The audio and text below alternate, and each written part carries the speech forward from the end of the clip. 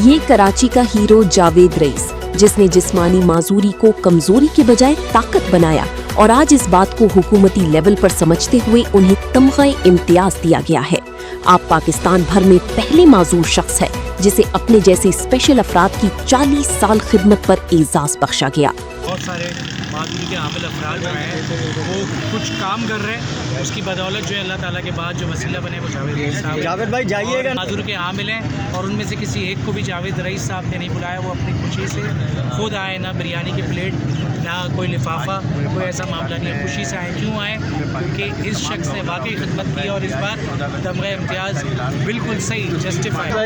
आज पूरे पाकिस्तान में तमग़ा इम्तियाज़ हर सूबे के गवर्नर हाउस में हो रहा है। आज हमारे सिंध के गवर्नर हाउस में पाकिस्तान का पहला शख्स हूँ जो व्हीलचेयर पर जिसे तमग़ा इम्तियाज़ दिया गया है। तो इस सिलसिले में मैं अपने सदर पाकिस्तान का, वज़ीर आला मुराद अली शाह साहब का, गवर्नर का इंतहाई दिल से मशहूर हूँ कि जिन्होंने मुझे ये तमग़ा इम्तियाज़ दिया, जो मेरे 30 से 40 साल अपनी ज़िंदगी के माजूर अफराद के राइट्स के लिए काम किया, जो इनको मैंने जॉब का 5% कोटा कराया, जो हमारी टीम ने मिलकर इनके राइट्स के लिए काम किया, उसकी खिदमत में मुझे सदर पाकिस्तान ने तमग़ा इम्तियाज़ से नवाजा। तो आज मेरे लिए न सिर्फ खुशी का मुकाम है बल्कि पूरे सिंध के सारे माजूर अफराद अपने अपने सेंटरों में आज ये खुशी का इजहार कर रहे हैं, मिठाइयाँ बाँट रहे हैं।